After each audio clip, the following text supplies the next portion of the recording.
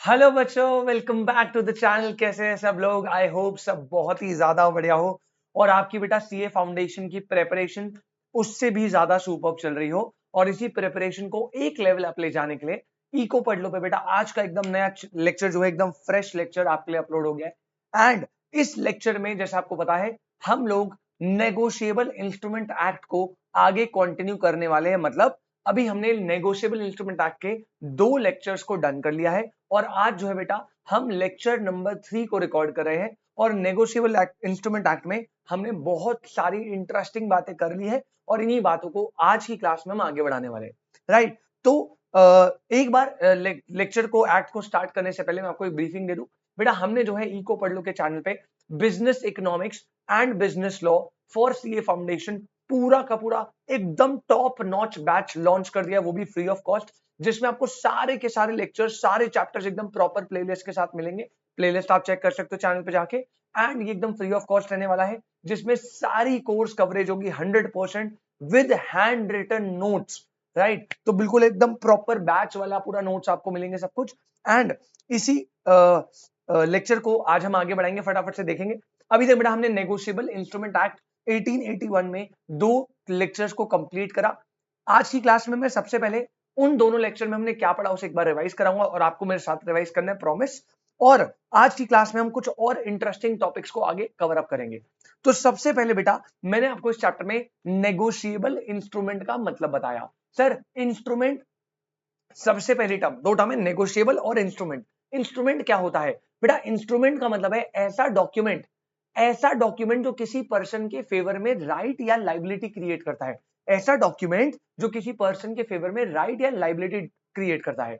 और नेगोशिएबल मतलब होता है बेटा फ्रीली ट्रांसफरेबल। तो नेगोशिएबल इंस्ट्रूमेंट का मतलब है an instrument which is freely transferable. An instrument which is freely transferable उसे बोलते हैं नेगोशिएबल इंस्ट्रूमेंट। अब नेगोशिएबल इंस्ट्रूमेंट में मैंने आपको बताया हमारे एक्ट में 3 चीजें आती है। सबसे पहले आता है बिल्स ऑफ एक्सचेंज, जो अपने अकाउंट्स में पड़ा है वही। सेकंड आता है प्रोमिसरी नोट, ये भी एक नेगोशिएबल इंस्ट्रूमेंट है। और थर्ड है बेटा चेक, ये भी एक नेगोशिएबल इंस्ट्रूमेंट है। और मैंने आपको बताया तीनों एकदम फ्रीली ट्रांसफरेबल है और तीनों इंस्ट्रूमेंट है।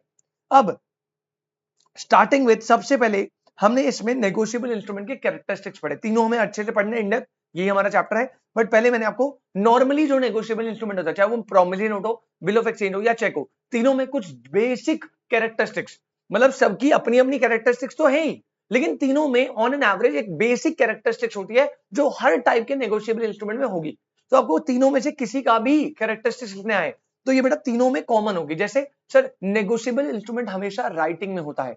नंबर 2, हमेशा साइंड होगा, फ्रीली ट्रांसफरेबल होगा, जो होल्डर है उसका टाइटल फ्री फ्रॉम डिफेक्ट होगा, मतलब होल्डर के पास जो टाइटल आया है वो बढ़िया तरीके से आया, कोई चोरी या कोई फ्रॉड फोर्जरी उसने नहीं करी है। इसके अलावा कितने भी नंबर ऑफ टाइम्स आप उसे ट्रांसफर कर सकते हो, फ्रीली ट्रांसफरेबल है।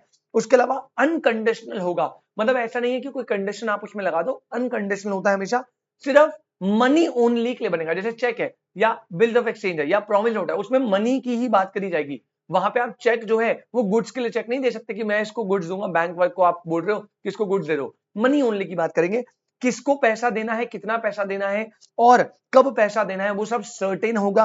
And finally negotiable instrument delivered होना चाहिए। ये सारे इंस्ट्रूमेंट नेगोशिएबल इंस्ट्रूमेंट के एसेंशियल एलिमेंट्स हो गए। उसके बाद एक एक नेगोशिएबल इंस्ट्रूमेंट को मैंने स्टार्ट कराया, starting with bills of exchange. बेटा मैंने आपको बताया कि बिल्स ऑफ एक्सचेंज में क्या होता है, एक पर्सन है मिस्टर ए जो गुड सेल करता है मिस्टर बी को ऑन क्रेडिट। अब बी से उसने पैसा लेना है तो ए कहता है सेलर यानी जिसको पैसा लेना है, क्रेडिटर जो है, ये भाई साहब कहेंगे क्या कि भाई देखो मैं आप पे एक बिल ड्रॉ कर रहा हूं, तो वो बिल ड्रॉ करेगा, उस बिल को ड्रॉ करके साइन करके वो उसके पास भेजेगा, मतलब डेटर के पास फॉर एक्सेप्टेंस, और वापस से वो एक्सेप्टेंस लेके अपने पास रखेगा। जब ड्यू डेट आएगी तो ऑन मैच्योरिटी पीरियड वो बिल दिखा के पेमेंट ले लेगा। राइट, एकदम क्लियर समझना। बिल्स ऑफ एक्सचेंज में बेटा याद रखना, बिल्स ऑफ एक्सचेंज क्या है, ये एक राइटिंग में अनकंडीशनल ऑर्डर है। I repeat, bills of exchange एक अनकंडीशनल ऑर्डर है। मतलब आप सामने वाले से बोल रहे भाई प्लीज पैसे दे दियो, भाई प्लीज पैसे, ना ना ना भाई 3 महीने बाद तू मुझे पैसे देगा। तो बिल्स ऑफ एक्सचेंज राइटिंग में होगा, एक अनकंडीशनल ऑर्डर होगा, साइंड होगा, फॉर सम ऑफ मनी होगा। यहां पे ये ऑर्डर या बेयरर कुछ भी हो सकता है। ऑर्डर बेयरर हमने अभी थोड़ा सा आपको बताया था, लेकिन हम आगे जाके इसे बहुत डेप्थ में पढ़ने वाले हैं। तो याद रखना, बिल्स ऑफ एक्सचेंज बेसिकली क्या है बेटा, अनकंडीशनल ऑर्डर होता है, और जिसको पैसे लेने हैं क्रेडिटर, वो ही इस बिल को ड्रॉ करेगा। इस बिल में 3 पार्टी होती थी, अगर आपको याद हो। सबसे पहला, जिसने पैसे रिसीव करने हैं, जो बिल ड्रॉ कर रहा है, दैट इज ड्रॉअर। जिस पर बिल ड्रॉ होगा, जो एक्सेप्टेंस देगा, जिसने पेमेंट करनी है, वो होता है ड्रॉई।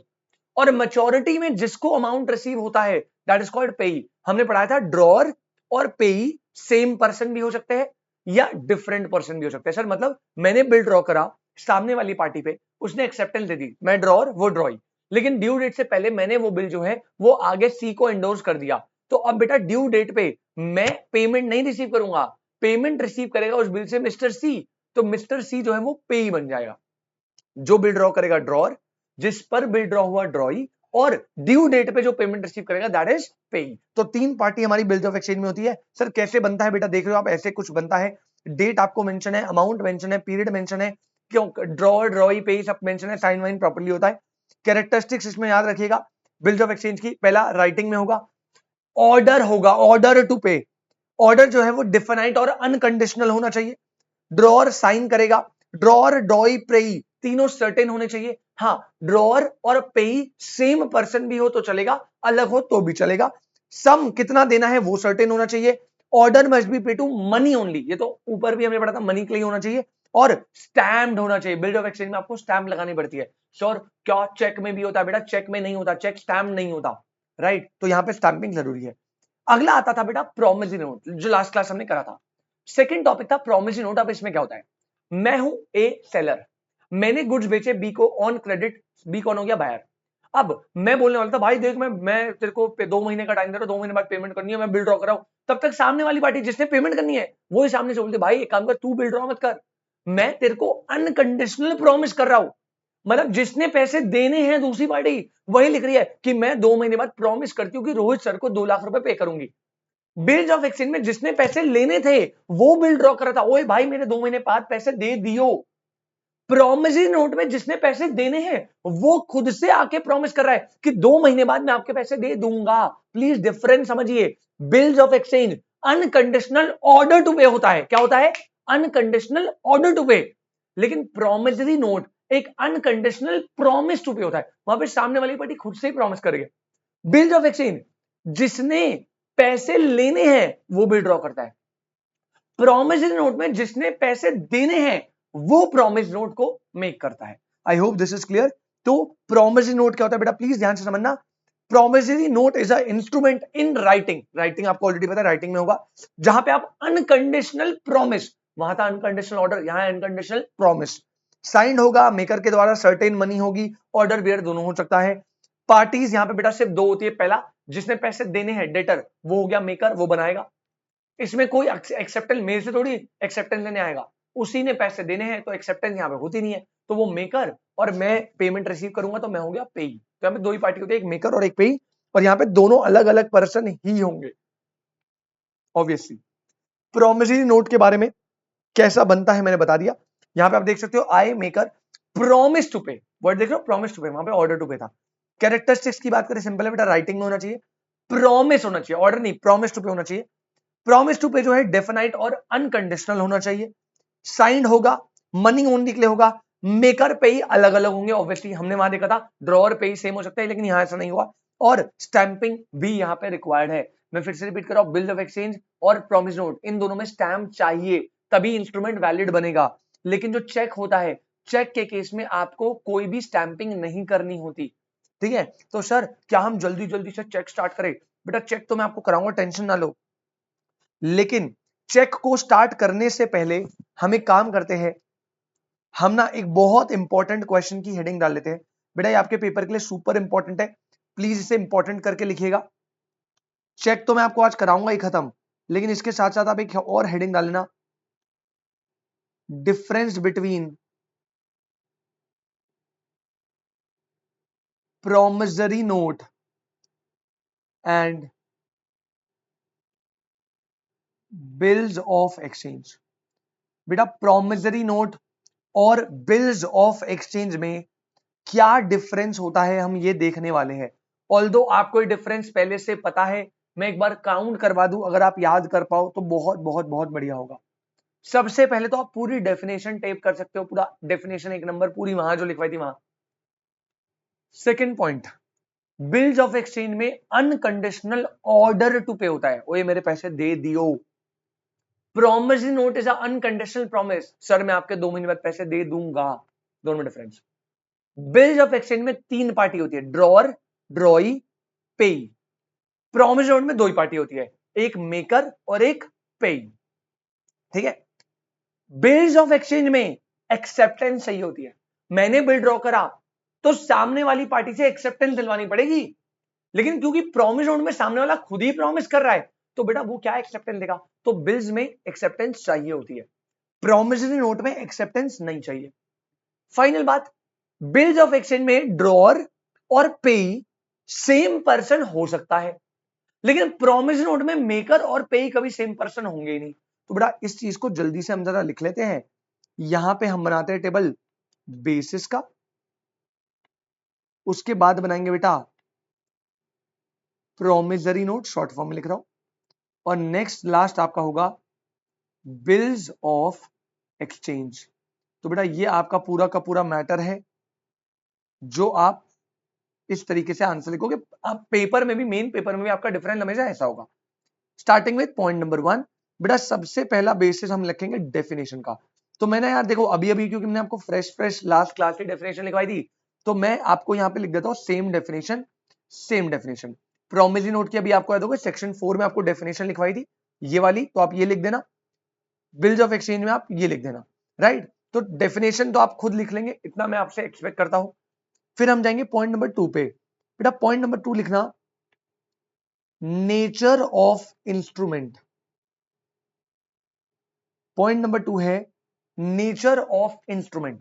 प्रोमिसरी नोट में आप लिखेंगे ये होता है बेटा, यहां पे होता है प्रॉमिस टू पे मनी, प्रॉमिस टू पे money, that is it is a unconditional undertaking. आप इसे अनकंडीशनल प्रॉमिस बोलो या अनकंडीशनल अंडरटेकिंग बोलो। तो यहां पे क्या है नेचर, प्रॉमिस टू पे मनी, लेकिन यहां पे क्या होता है, यहां पे होता है order for making payment. Bills of exchange में आप प्रॉमिस नहीं करते, आप सामने वाली पार्टी को ऑर्डर टू पे करते हो, यानी this is called unconditional order. यहां पे ये अनकंडीशनल ऑर्डर है बेटा, अनकंडीशनल ऑर्डर है बेटा, ठीक है। ये हो गए आपके 2 पॉइंट। इसके बाद आप जाएंगे बेटा पॉइंट नंबर 3 पे। Now point number 3 is what, आप यहां थर्ड पॉइंट बनाएंगे पार्टीज इन्वॉल्व का।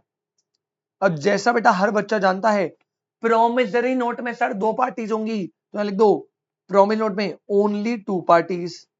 सर कौन कौन सी, बेटा सबसे पहला आपका आ गया कौन, मेकर, और सेकंड कौन आ गया आपका, पेई। ये 2 पार्टीज होगी। और यहां पर आप लिखेंगे बेटा 3 पार्टीज होंगी। 3 पार्टीज कौन कौन सी सर, सबसे पहले आप लिख लो बेटा ड्रॉअर जो बिल ड्रॉ करेगा, ड्रॉई जो जिस पर बिल ड्रॉ है जो पेमेंट क्लियर कर रहा है, और तीसरा पेही जिसे ड्यू डेट पे पेमेंट रिसीव हो रही है, ठीक है। फोर्थ पॉइंट अगर आप बनाना चाहे तो आप लिख सकते हैं मेकर एंड पेई, बेसिस में लिखना मेकर एंड पेई may be the same person, may be the same person. तो बेटा आंसर बड़ा क्लियर है और आपको ऑलरेडी पता है बेटा, प्रोमिसरी नोट में 2 पार्टी है मेकर और पेई, तो क्या मेकर और पेई कभी सेम पर्सन होंगे, तो आप लिखोगे मेकर कभी भी पेई ये दोनों सेम पर्सन नहीं होंगे। मेकर और पेई को सर्टेन होना पड़ेगा, एब्सोल्यूट डिफरेंट होना पड़ेगा, मेकर अलग होगा पेई अलग होगा। लेकिन यहां वाले केस में बेटा जो बिल ड्रॉ कर रहा है दैट इज ड्रॉअर, और जो पेमेंट रिसीव कर रहा है दैट इज पेई, वो दोनों क्या होंगे बेटा, सेम पर्सन होंगे। ड्रॉअर और पेई सेम पर्सन होंगे, मतलब सेम भी हो सकते हैं डिफरेंट भी हो सकते हैं, दोनों पॉसिबिलिटी है। लेकिन प्रोमिसरी नोट में ऐसा नहीं होता, प्रोमिसरी नोट में मेकर और पेई डिफरेंट पर्सन होंगे compulsory. Finally there is point number 5, बेटा वो है acceptance.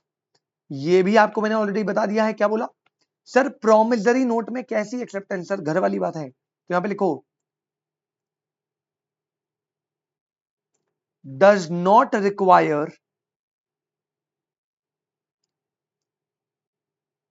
any acceptance, comma, as it is signed by the person who is liable to pay। अरे भैया, प्रॉमिसरी नोट तो वो व्यक्ति बनाता है जिसने पैसे देने हैं। जब वो खुद से ही ये एडमिट करके प्रॉमिस कर रहा है कि मुझे आपके पैसे देने हैं, मैं दे दूंगा, तो आप उससे एक्सेप्टेंस काय बात की लोगे? लेकिन बिल्स ऑफ एक्सचेंज में जिसने पैसे लेने हैं, ड्रॉर, वो है, तो उसे तो वो बोल रहा है कि भाई मैं 2 महीने बाद तुझे इतने पैसे देने हैं, तो जब तक वो उस पर अग्री नहीं करेगा सामने वाली पार्टी, तब तक लॉ में इन्फोर्सेबल थोड़ी होगी वो चीज। तो यहां वाले केस में क्या होगा बेटा, इस वाले केस में आपको एक्सेप्टेंस लेना पड़ेगा।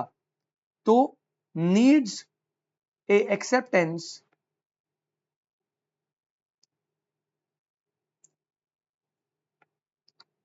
From the drawing.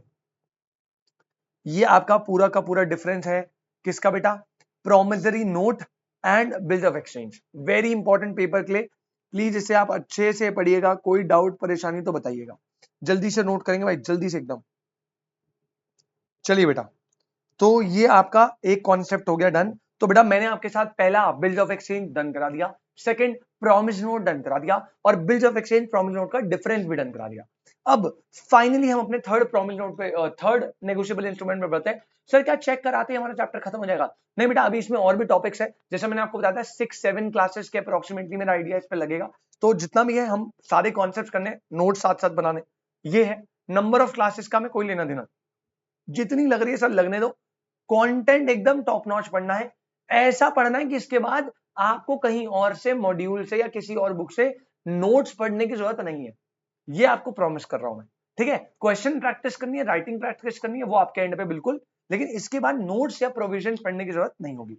चलिए फाइनली फाइनली हम अपनी थर्ड हेडिंग पे आते हैं बेटा, पॉइंट नंबर 3, और आखिरी जो पॉइंट है दैट इज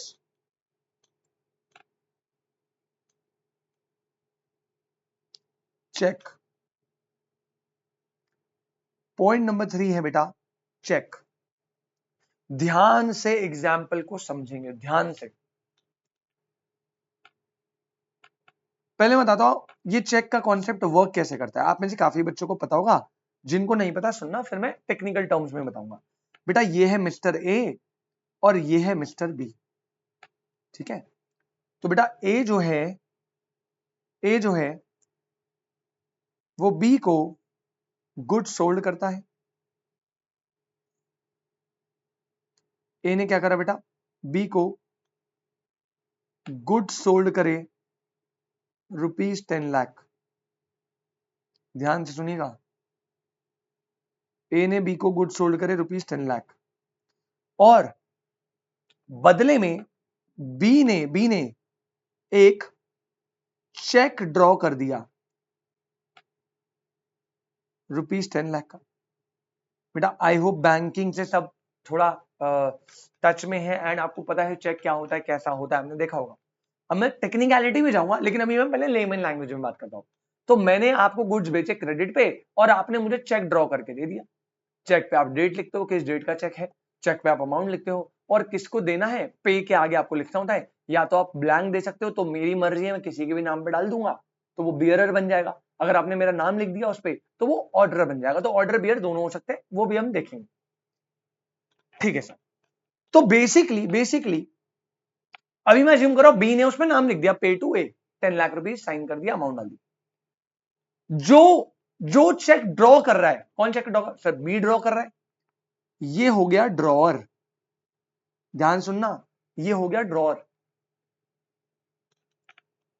जो चेक की पेमेंट अल्टीमेटली रिसीव करेगा, मेरे केस में मैंने बी ने पे लिखा है, पे टू ए 10 लाख, तो अल्टीमेटली ड्यू डेट पे पेमेंट ए रिसीव करेगा। तो सर यहां पर चेक के केस में ए बन जाएगा पेई। बेटा याद है ना, जो पेमेंट रिसीव करता है वो कौन है, वो पेई है। ओके सर, तो ये ड्रॉअर है जिसने चेक ड्रॉ करा, बी। जो अल्टीमेटली ड्यू डेट पे जिसका नाम है, जो रिसीव करेगा payment, that is what, that is पेई, वो हो गया ए। सर ध्यान सुनना, चेक के केस में होता क्या है, जैसे अगर फॉर एग्जांपल बी ने अपना एचडीएफसी के बैंक अकाउंट है और उसने एचडीएफसी की चेकबुक में लिख दिया पे टू ए 10 लाख। तो बेसिकली ये जो बी है, ये बी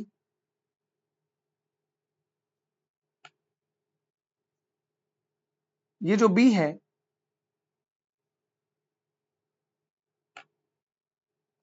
ओहो,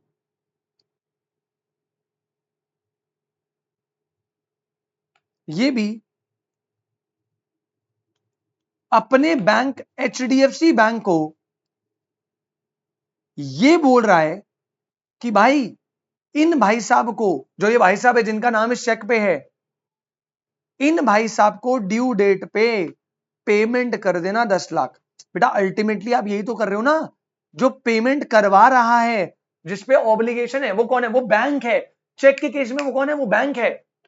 पेई जो है वो चेक लेकर किसके पास जाएगा ड्यू डेट पे? आप बताओ मुझे। पेई यानी मिस्टर ए को चेक से पेमेंट लेनी है, तो किसके? वो क्या बी के पास जाएगा भाई ये लो चेक पैसे दे? वो तो जाएगा बैंक के पास।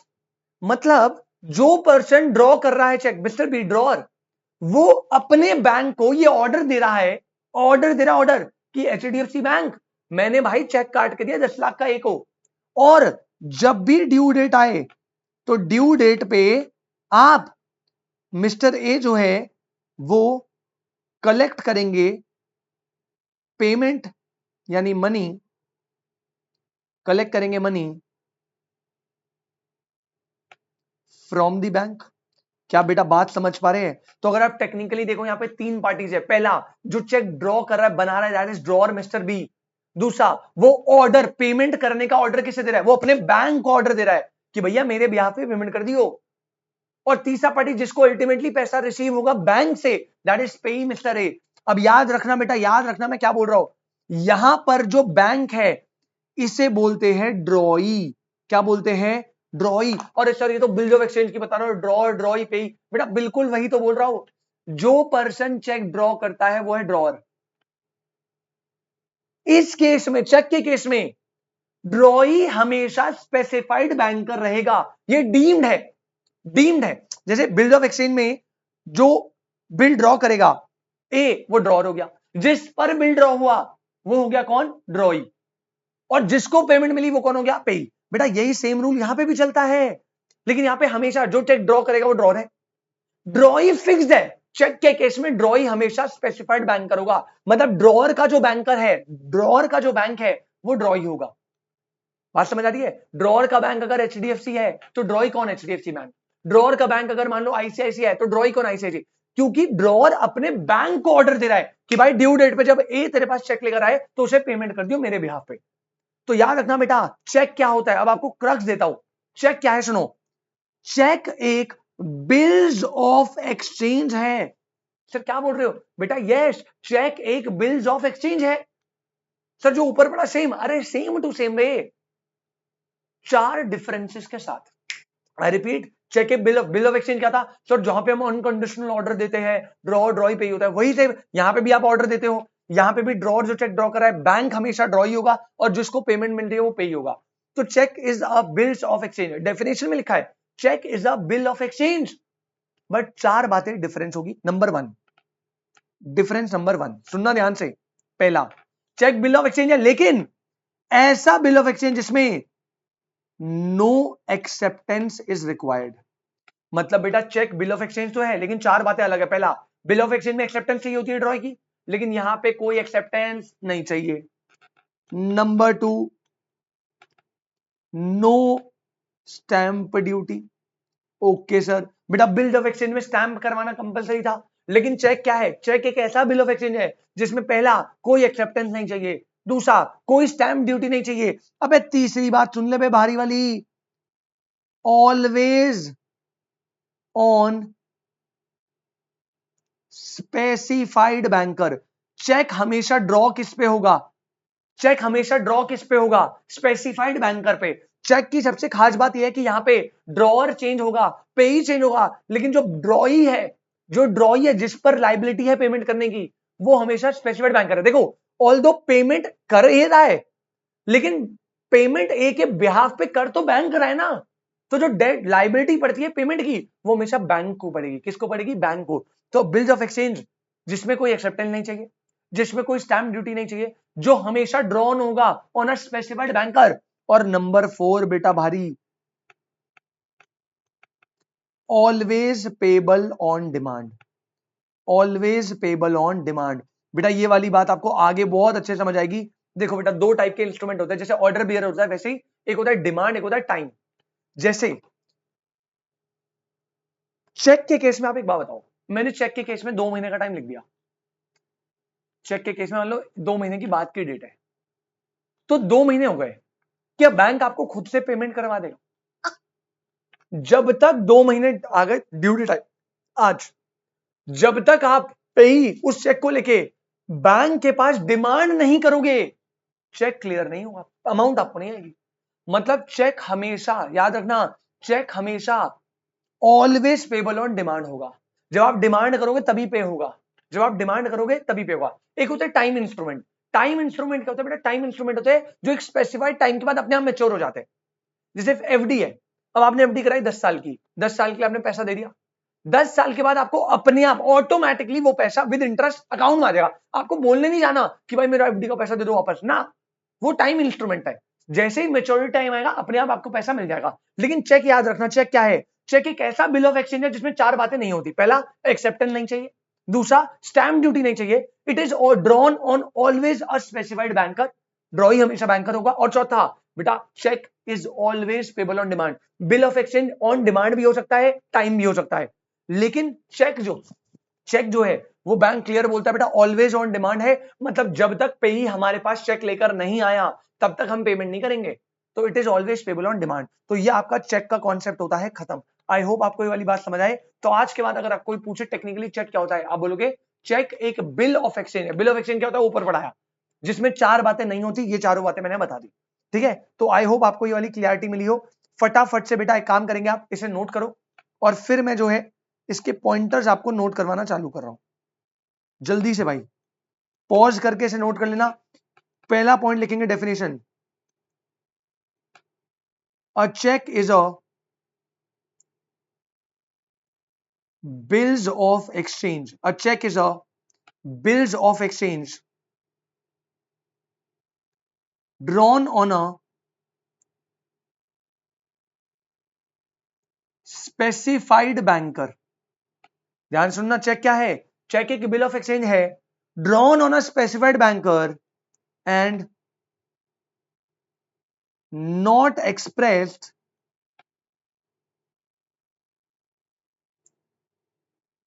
To be payable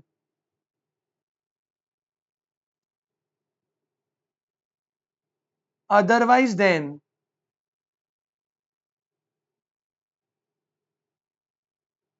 on demand। ठीक है, क्या है? Bill of exchange drawn on specified banker and not express to be payable otherwise than on demand. Demand के अलावा पेड नहीं होगा, मतलब ऑलवेज पेबल ऑन डिमांड होगा। एंड आगे बोल रहा है पहला पॉइंट, इसी के आगे लिखना ए। अब ये वाली बात आपको समझ आएगी बाद में। The electronic image of a sorry यहां पे लिखना and it includes number A, electronic image of a truncated cheque. Sir क्या लिख रहे हो बेटा? अभी समझाऊंगा, टेंशन ना लो। And number B, a cheque in the electronic form. क्या बोला? एक बार रिपीट कराओ। सबसे पहली बात, सर चेक क्या है? चेक एक बिल ऑफ एक्सचेंज है जो ड्रॉन होगा हमेशा स्पेसिफाइड बैंकर पे, और मैंने आगे बताया no acceptance, no stamp duty and it is always payable on demand. तो cheque is a bill of exchange drawn on specified banker and it is always payable on demand. कैसे payable होगा? सिर्फ on demand. आगे बोल रहा है it includes. अब ये तो डेफिनेशन है, चेक में 2 चीजें और आती है, मतलब अगर 2 तरीके से और चीजें हुई होंगी तो इन दोनों को भी हम चेक ही मानेंगे। सर क्या बोला? पहला कह रहे भैया ट्रंकेटेड चेक को भी हम चेक ही मानते हैं। सर ट्रंकेटेड चेक क्या होता है? अभी समझेंगे। याद रखना, ट्रंकेटेड चेक को भी हम चेक कंसीडर करेंगे as per law, as per this act. और दूसरा, अगर कोई चेक इलेक्ट्रॉनिक फॉर्म में बना है तो स्टिल हम उसे चेक ही कंसिडर करेंगे। ये आपको दो चीजें बताई बेटा। अगर मैं इसको सिंप्लीफाई करूं, अभी मैं इसको लिखवाऊंगा अच्छे से, लेकिन अगर मैं इसको सिंप्लीफाई करूं, क्या बोल रहा है, पहले मैं सेकंड वाला सिंबल बताता हूं। आजकल आपको पता है बेटा, बैंकिंग पूरा का पूरा डिजिटल हो गया है। अब आप बैंक जाना बिल्कुल कोई प्रेफर नहीं करता, पासबुक कोई ऑफलाइन मेंटेन नहीं करता। मतलब जब से debit card, credit card, UPI, अब आपको एप्स आ गई है, आप सारी पेमेंट, क्रेडिट कार्ड की पेमेंट, लोन लेना, लोन की ईएमआई देना, सब कुछ डिजिटल हो गया है। और पूरा बैंकिंग डिजिटल जाने के साथ साथ जो चेक है वो भी डिजिटल चला गया है। मतलब अब आपका बैंक आपको एक ऑप्शन देता है कि अगर आप एक प्रॉपर चेकबुक मेंटेन नहीं करते फिजिकल, तो एक ऑप्शन है कि आप चेक इलेक्ट्रॉनिक फॉर्म में भी मेंटेन कर सकते हो, जो इलेक्ट्रॉनिक साइन से ऑपरेट होगी। ये बिल्कुल चेक है, लेकिन एक चेक तो होता है जो आप देखते हो, फिजिकल चेकबुक आपको मिलती है, आप साइन करो, चेक फाड़ के दे दो। एक होता है इलेक्ट्रॉनिक चेक, जिसमें इलेक्ट्रॉनिक सिग्नेचर करके आप दूसरे बंदे को दे सकते हो। तो कह रहा है अगर आप इलेक्ट्रॉनिक फॉर्म में भी चेक बनाते हो, तो एज पर दिस एक्ट हम उसे भी चेक ही कंसिडर करेंगे। सर ये बात तो समझ आ गई। सर ये ट्रंकेटेड चेक क्या होता है, अब सुनिए बेटा। ट्रंकेटेड चेक, चेक आपको ऑलरेडी मैंने बता दिया है व्हाट इज ट्रंकेट।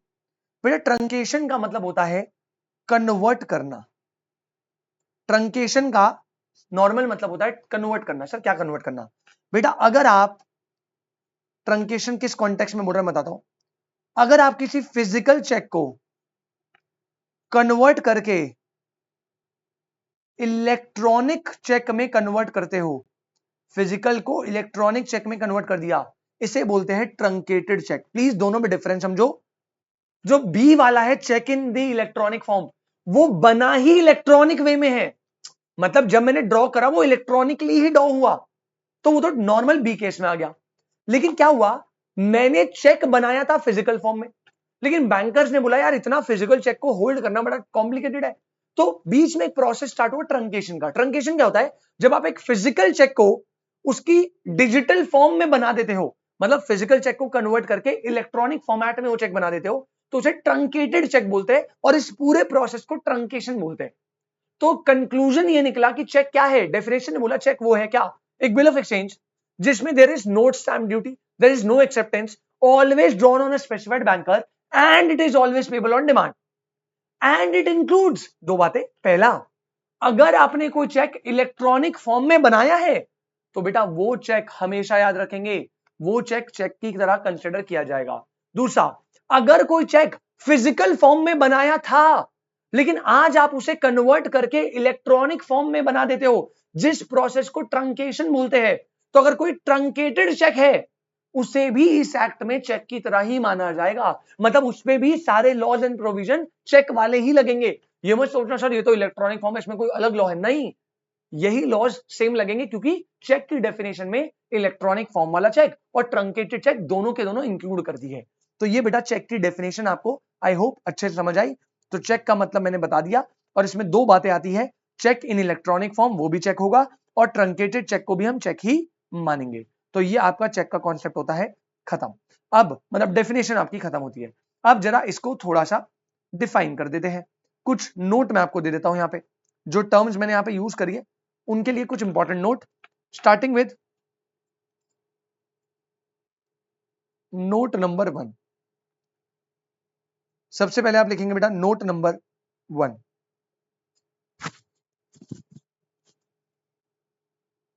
पहली बात थी पेबल ऑन डिमांड। वैसे मैंने बताया हम इसे बाद में और अच्छे से पढ़ेंगे। दो टाइप के इंस्ट्रूमेंट होते हैं, डिमांड और टाइम, तो जब आएंगे तब पढ़ेंगे, बस अभी थोड़ा सा आपको ब्रीफिंग देता हूं। पेबल ऑन डिमांड, इसमें लिख लो क्या मतलब है। It means it should be payable whenever the holder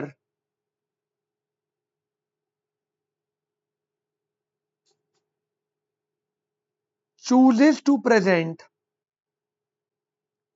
it to the ड्रॉई। और ड्रॉई आपको पता है बेटा, ड्रॉई कौन है, स्पेसिफाइड बैंकर।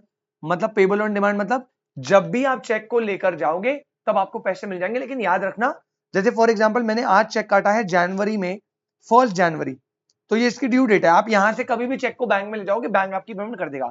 लेकिन जो चेक की वैलिडिटी होती है बेटा वो 3 मंथ्स की होती है, यानी 3 मंथ के अंदर अंदर आपको ये चेक देना है। अगर आप 3 मंथ के बाद इसे बैंक में प्रेजेंट करते हो तो ये चेक बन जाता है इनवैलिड। तो भी जो चेक में जो भी डेट लिखी है चेक के ऊपर, जब आप बना रहे हो तब से 3 मंथ नहीं, जो चेक के ऊपर डेट लिखी है वहां से 3 महीने तक वो चेक वैलिड है। जब आपको डिमांड करना हो, जब बैंक के पास ले जाओगे, बैंक आपको उसको इनकैश करके दे देगा। 3 महीने के बाद वो इनवैलिड हो जाता है, तो आपको फिर वो मतलब आप वो ऑन डिमांड प्रेजेंट नहीं करवा सकते। बैंक को आप दिखाओगे, वो कहेंगे सर ये इनवैलिड है, आप दोबारा नया चेक लेकर आओ। तो ये वाली बात याद रखिएगा। तो it is always payable on demand, बस 3 महीने के अंदर अंदर डिमांड कर लेना। Note number 2, note number 2, note number 2 क्या बोला बेटा? एक वर्ड आया था cheque in the electronic form. Word था बेटा cheque in the electronic form. क्या बोल रहा है? लिखेंगे it means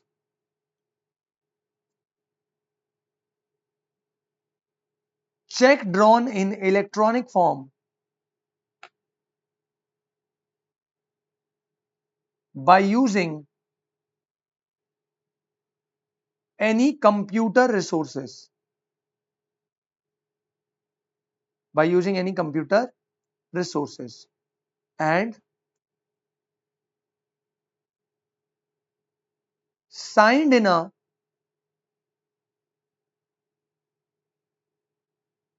secure system with a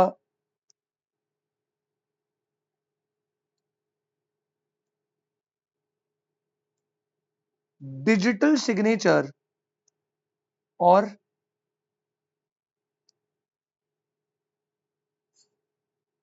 electronic signature as the case may be. तो मैंने आपको ऑलरेडी बता दिया था इलेक्ट्रॉनिक फॉर्म में कैसे बनता है।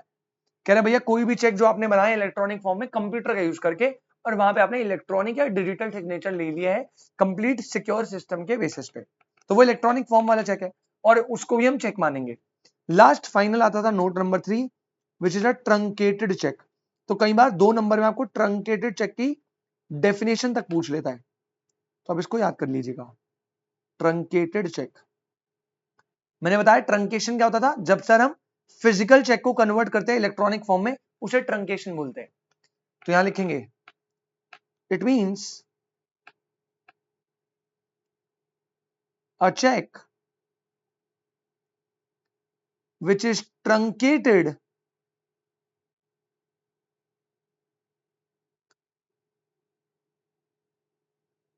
during the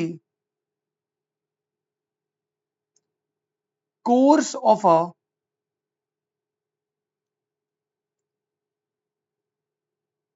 clearing cycle, comma, either by the clearing house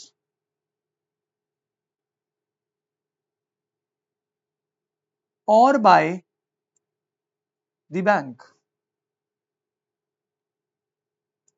whether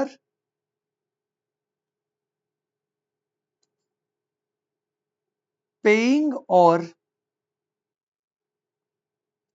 receiving payment immediately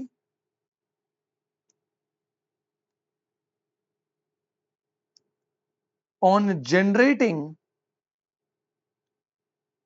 of an electronic image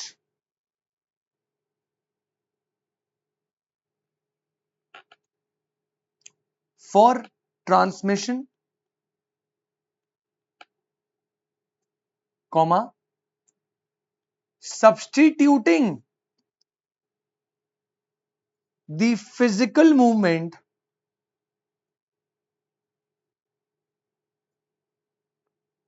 of the check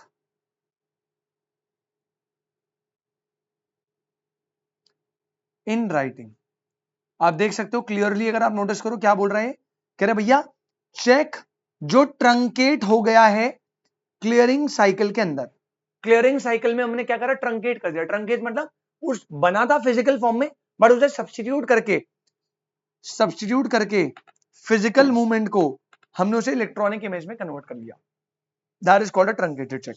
तो यहां पे बेटा ये पूरा ट्रंकेटेड चेक के साथ चेक का मीनिंग होता है क्लियर, चेक की डेफिनेशन होती है क्लियर, राइट। तो हमने अपने चेक का मीनिंग देखा, चेक क्या है, एक बिल ऑफ एक्सचेंज है जिसमें चार बातें नहीं होती। नंबर वन, कोई एक्सेप्टेंस नहीं चाहिए। नंबर टू, बेटा यहां पर आपको कोई भी स्टैम्प ड्यूटी की रिक्वायरमेंट नहीं है। Number three, it is always drawn on specified banker. And number four, it is always payable on demand. इसके अलावा चेक में दो बातें और आती है, चेक अगर कोई इलेक्ट्रॉनिक मैनर में बना है वो भी चेक होगा, और अगर कोई ट्रंकेटेड चेक है तो वो भी चेक होगा। ये पूरा आपका चेक का डेफिनेशन होता है क्लियर। अब आप एक काम करेंगे, जल्दी से अगली हेडिंग डालेंगे बेटा, पार्टीज ऑफ चेक। फटाफट से बस चेक खत्म हो गया है, चेक रैप अप कर रहे हैं जल्दी से, थोड़ा सा बच गया है। अगला है क्या, पार्टीज ऑफ चेक। और जैसा बेटा हर बच्चा जानता है, तीन पार्टीज यहां पर होगी सेम जैसी बिल्स ऑफ एक्सचेंज में होती है। नंबर वन लिखेंगे बेटा ड्रॉअर, लिखेंगे the person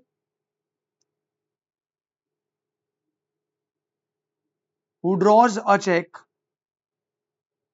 that is makes the check, यानी कि डेटर की बात कर रहे हैं, जिसने पैसे देने हैं।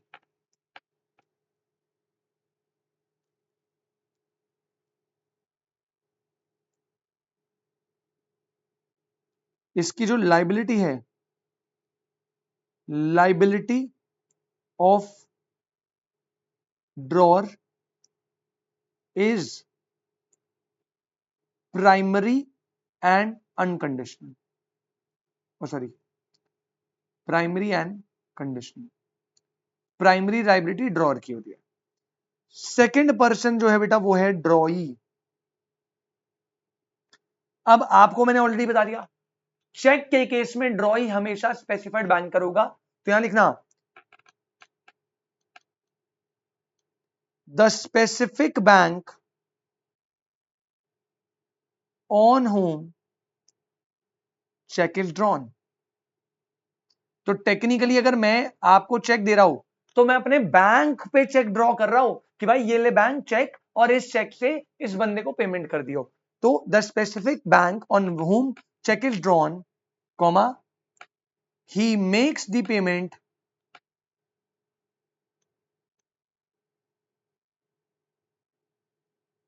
Of the cheque, full stop. In case of check, comma, drawee is always banker। ये बात भी आपको बता दी थी।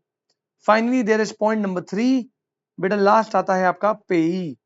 पेई कौन है बेटा, जो बैंक में जाकर उस चेक को इन कैश कराएगा, ड्यू डेट पे डिमांड करेगा और जो पैसे रिसीव करेगा।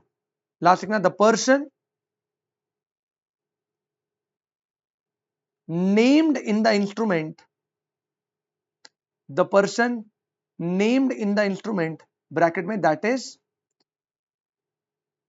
Person in whose name,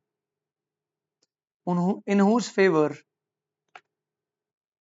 check is issued, bracket close, to whom or to whose order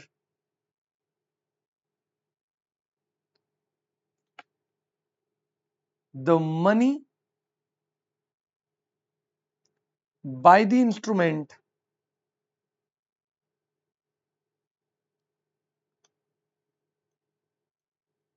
directed to be paid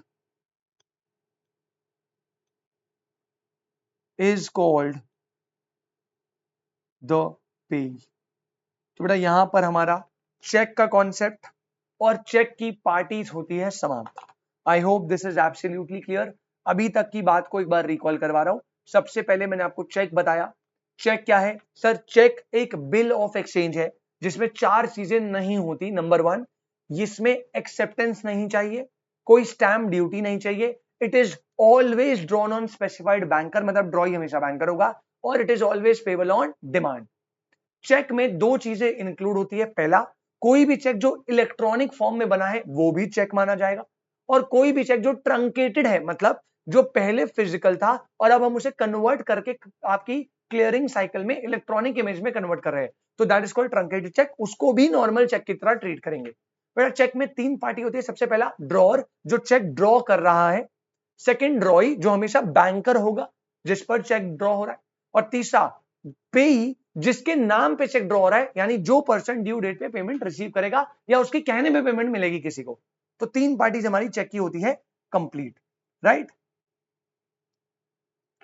यहां पर एक नोट दे देना, सेम बेटा बिल ऑफ एक्सचेंज की तरह याद रखेंगे।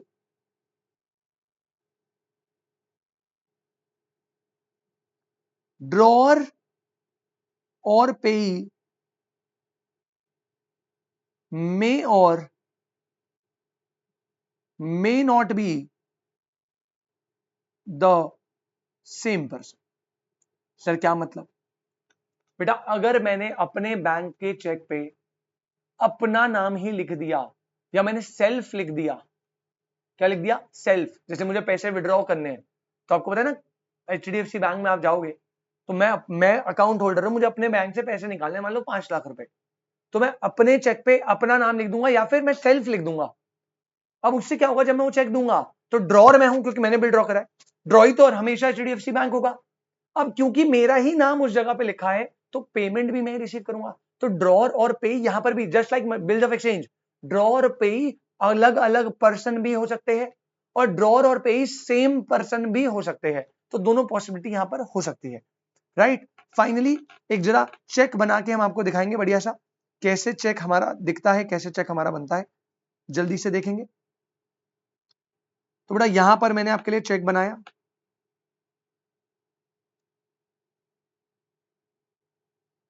अब ये चेक है।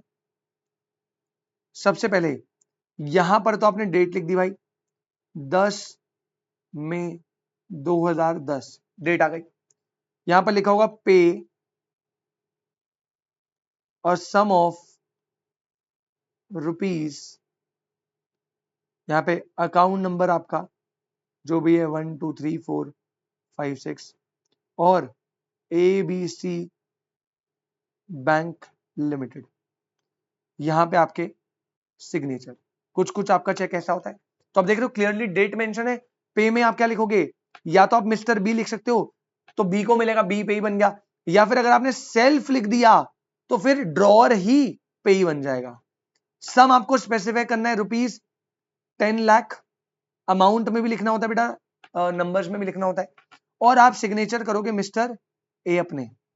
इस तरीके से आप जो है चेक को फॉर्म करते हो, राइट। इसके नीचे आप लिखना बेटा essential characteristics,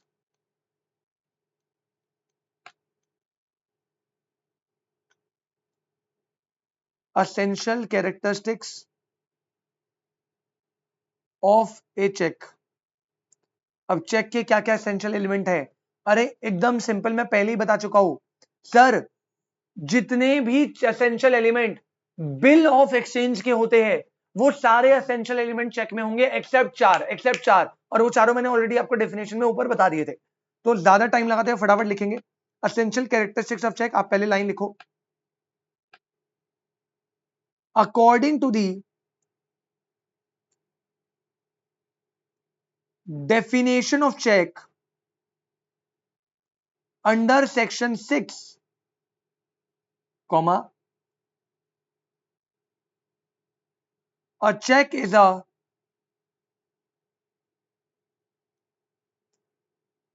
species of bills of exchange। किसकी वैरायटी है sir?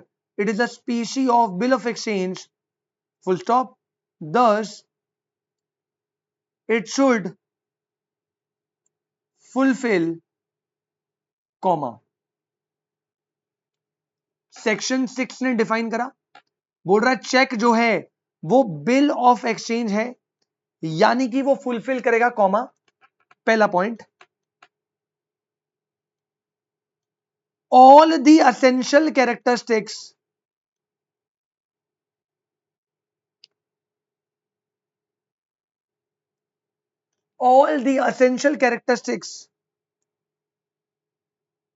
of a bill of exchange except acceptance by drawee and stamped. Number 2, must be drawn on a specified banker. Number 3, it must be payable on demand. तो आप देख रहे हो ऊपर मैंने पूरा पॉइंट समझा दिया है, वही बात रिपीट हो गई है बेटा. चेक की कैरेक्टरिस्टिक्स एसेंशियल क्या होती है? नंबर 1 क्या बोला मैंने?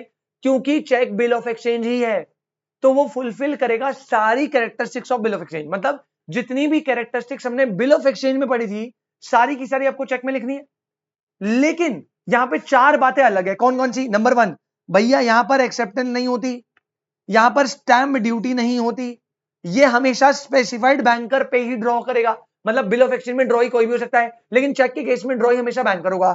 और it is always payable on demand. तो बेटा सारी कैरेक्टरिस्टिक सेम रहेगी बस 4 को छोड़ के.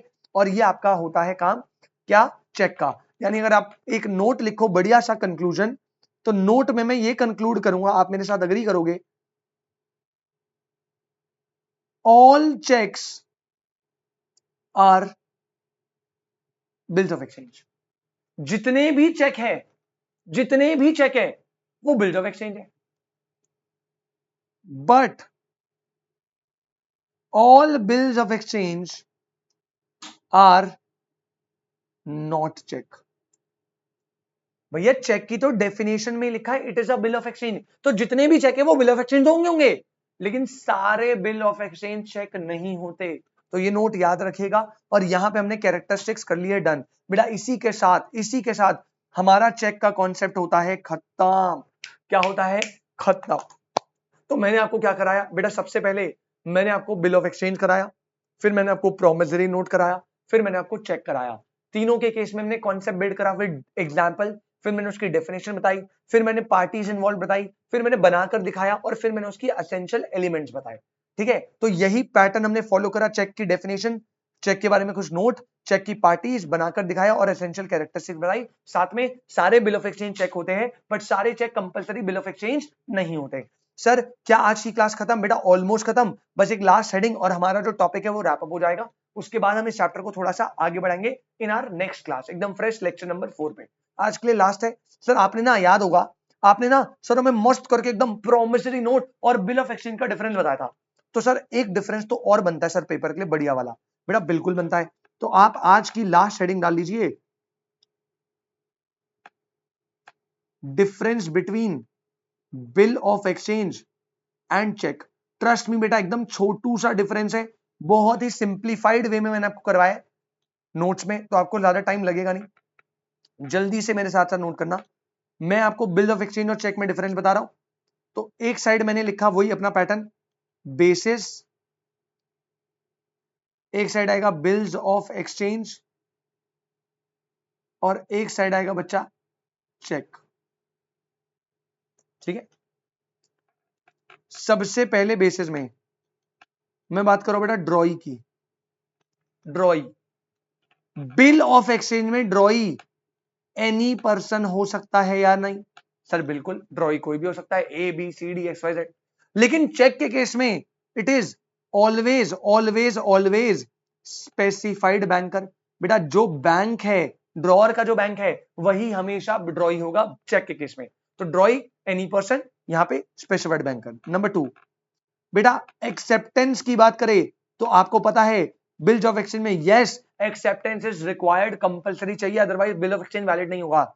लेकिन चेक के केस में there is no need for acceptance. Similarly point number 3, sir stamping की बताओ ना प्लीज. स्टैंपिंग की बेटा बिल ऑफ एक्सचेंज में यस आपको कंपलसरी स्टैंप करवाना पड़ेगा वरना वैलिड नहीं है, लेकिन चेक में कोई स्टैंप नहीं रिक्वायर्ड. पॉइंट नंबर 4, बेटा ये पेबल कैसा होता है? अरे भैया बिल ऑफ एक्सचेंज में हम आगे पढ़ेंगे, अगला क्लास में हमारा यही टॉपिक होगा। ये होता है बोथ। सर बोथ बोले तो क्या? ये पेबल ऑन डिमांड भी हो सकता है और पेबल ऑन टाइम भी हो सकता है। मतलब जब आप बना रहे हो तो आपकी पॉसिबल आपके ऊपर है। अगर मैंने लिख दिया भाई सुन ले तू मुझे पैसे देगा 2 महीने बाद, तो ये पेबल ऑन टाइम है, टाइम स्पेसिफाइड है। मैं लिख दिया भाई तू मुझे पैसे देगा जब मैं तेरे से मांगूंगा, तो ये पेबल ऑन डिमांड है। तो बिल ऑफ एक्सचेंज डिमांड और टाइम दोनों तरीके से बन सकता है, लेकिन चेक हमेशा always always payable on demand बनेगा। ऑलवेज पेबल ऑन डिमांड मतलब जब आप पे ही चेक लेके बैंक के पास जाओगे तब आपको क्लियर कर देगा। कोई टाइम स्पेसिफाइड नहीं है, बस 3 महीने चेक की वैलिडिटी होती है, उससे पहले ले आना कभी भी। पहले दिन ले आओ, दूसरे दिन ले आओ, 3 महीने से 1 दिन पहले ले आओ, जब मर्जी। पॉइंट नंबर 5, ये आपने अकाउंट्स में पढ़ा होगा बेटा, डेज ऑफ ग्रेस यहां पर होते हैं। आपको पता होगा बिल ऑफ एक्सचेंज में 2 महीने का बिल है, तो 1 तारीख से वो 1 जनवरी से 2 महीने कितना हो गया? 1 फरवरी और 1 मार्च। लेकिन वो 1 मार्च को ड्यू नहीं होता, हम 3 दिन को ग्रेस पीरियड देते हैं और वो 4 मार्च को ड्यू होता है। अगर आपको तो बिल ऑफ एक्सचेंज में ग्रेसिंग चलती है 3 दिन की, लेकिन चेक के केस में कोई ग्रेस पीरियड नहीं होता। अगर आपने 1 तारीख की चेक में डेट डाली है तो आप 1 तारीख को ही बैंक में जाके वो चेक ले सकते हो ऑन डिमांड। फाइनली 1-2 पॉइंट और है बेटा। Point number 6 which is called validity period. Validity period, क्या बिल ऑफ एक्सचेंज की कोई वैलिडिटी पीरियड होती है? सर नहीं, आपको बिल जितना बनाना है लंबा बनाइए, कोई दिक्कत नहीं है। लेकिन हाँ चेक के केस में वैलिडिटी है, और आपको याद होगा वैलिडिटी पीरियड कितना है? 3 मंथ्स। मतलब अगर मैंने चेक में 1 जनवरी की डेट लिख दी है, अब आप 1 जनवरी से कभी भी जब ऑन डिमांड करोगे आपको पैसा मिल जाएगा, लेकिन 3 महीने से पहले कर लेना, क्योंकि 3 महीने बाद चेक इनवैलिड बन जाता है। तो चेक का वैलिडिटी पीरियड होता है 3 मंथ्स का। And finally point number 7, although ये इंटरमीडिएट में बहुत डिटेल में था, अब आपके में तो है ही नहीं, कॉन्सेप्ट ही नहीं है, बट मैं डिफरेंस में लिखवा दूंगा। क्रॉसिंग, बेटा बिल में क्रॉसिंग नहीं होती, a bill can not be crossed, bill को क्रॉस नहीं कर सकते, लेकिन cheque, a cheque can be crossed. Sir ये क्रॉसिंग क्या होती है? बेटा अगर ना आप देखो, आप ना प्रोफेशनल बनने जा रहे हो, तो मैं आपको रिकमेंड करूंगा प्लीज आप ना थोड़ा बैंक वैंक में जाओ, आप देखो वहां पे कैसे अकाउंट ओपनिंग होती है, कैसे लोन्स एंड चीजें चलती है, कैसे चेक मिलता है, कैसे चेक ड्रॉ होता है, कैसे चेक का एंडोर्समेंट होता है। ऐसे कॉन्सेप्ट आता है क्रॉसिंग। क्रॉसिंग का मतलब क्या है बेटा? मान लीजिए मेरा ये चेक है, अब मैंने पे करा किसको? पे करा ए को, 10 लाख का अमाउंट डाला, और मैंने यहाँ पे अपने साइन कर दिया मिस्टर एक्स या मिस्टर रोहित, मैंने कर दिया अपना साइन। अब मैं चाहता हूं कि जब ये पर्सन चेक लेकर जाए तो इसको ओवर द काउंटर कैश नहीं मिले। इसने चेक दिखाया, आपको पता होगा चेक से आप जाओ तो चेक से एक सर्टेन लिमिट तक आप कैश भी ले सकते हो। जैसे मैं चाहूँ तो सेल्फ डाल के कैश ले लूंगा, नाम डाल के वो बंदा कैश में लेगा ओवर द काउंटर। मैं चाहता हूं ऐसा ना हो, मैं चाहता हूं भैया ये जो चेक है ये ए जब जमा कराए तो पेमेंट उसके बैंक अकाउंट में आए, अकाउंट ट्रांसफर हो, कैश ना मिले उसे। तो आपके पास एक ऑप्शन है, अगर मैं इस चेक को बनाते हुए इस चेक के टॉप लेफ्ट साइड में 2 पैरेलल लाइंस खींच दूंगा, देख रहे हो आप कैसे खींची है? 2 पैरेलल लाइंस, इसे बोलते हैं क्रॉसिंग।